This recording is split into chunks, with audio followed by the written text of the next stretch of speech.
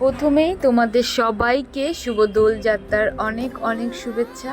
আর আমি কিন্তু ভয়েস রেকর্ডটা বারান্দায় বসে করছি, তাই হয়তো বাইরে থেকে কিছু নয়েজ চলে আসতে পারে। তো যাই হোক, আমার ভয়েস তোমরা ভালোভাবেই শুনবে, এটা আমি জানি। তো আমি তোমাদের আজকে আমার এই দোলযাত্রাটার শুভ সময়টাকে তোমাদের সাথে শেয়ার করব। সাধারণত আমি দোলযাত্রার দিন সকাল দিকে ঘুম থেকে উঠে ঘরের ঠাকুরকে আবির লাগিয়ে বেরিয়ে পড়ি বাইরে মন্দিরে গিয়ে আবির লাগাতে। সবার সাথে সেখানে কুশল বিনিময় হয়, দেখা হয়, একজন আরেকজনকে আবির লাগানো হয়। এভাবে এই দিনটি আমরা পালন করি, আমি পালন করি অ্যাকচুয়ালি।